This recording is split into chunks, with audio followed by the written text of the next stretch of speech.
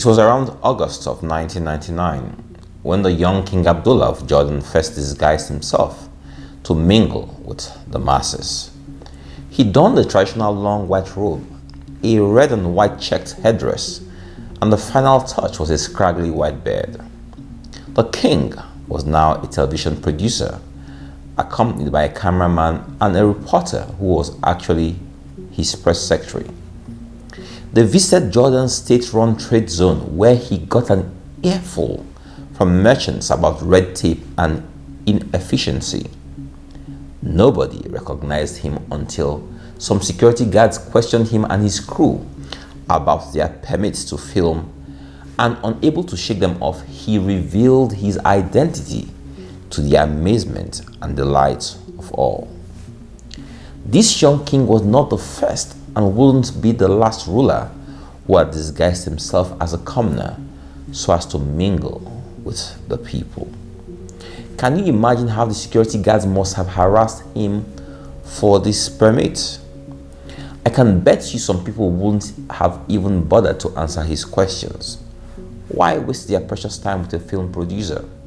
So, both the security men and the merchants judged the king by his outward appearance.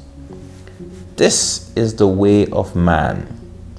We judge and evaluate everything based on looks. Most people choose their spouses this way. Some choose their friends, place of worship, banks, vehicles, even where they will work, etc. this way also. A few months ago, someone was telling me how her husband had bought her a shiny Mercedes-Benz car as a gift after the birth of their first child. They fell in love with the car at first sight and immediately gathered all their money to pay for it. After driving the car for a week, the engine packed up, and of course, the seller refused to refund their money.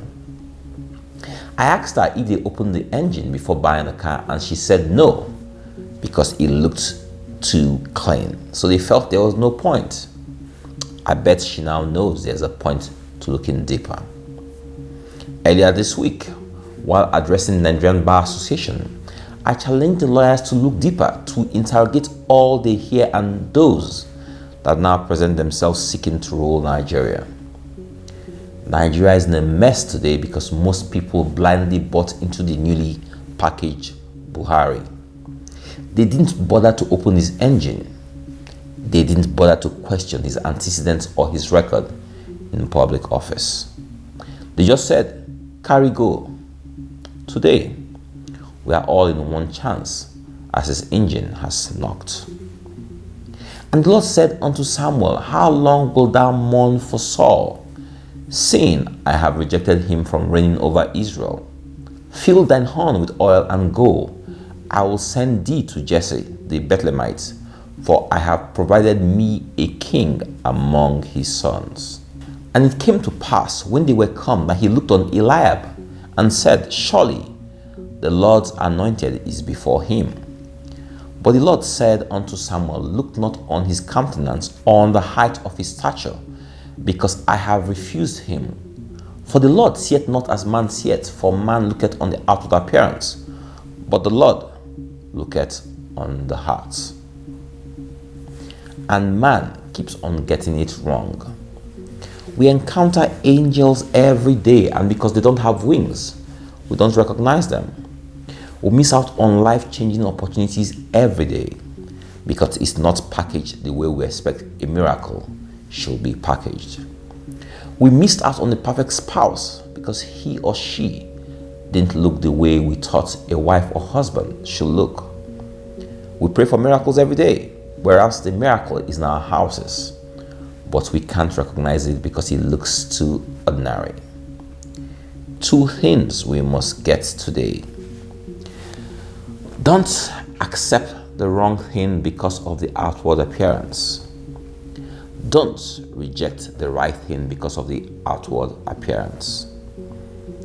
He was in the world, and the world was made by him, and the world knew him not. He came unto his own, and his own received him not. Rulers walk amongst their people all the time, and they don't recognize them. The king walked on the face of the earth, and his people didn't recognize him. They were fixated on the outward appearance.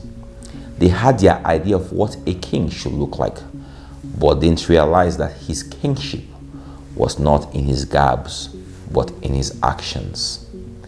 His actions had always been about love. His covenants were all love in disguise. He forgave all wrongdoings out of love. They wanted to see garments of gold, but saw a sacrifice of love. They didn't understand that love is more precious than gold. They didn't know that love is more enduring than precious stones.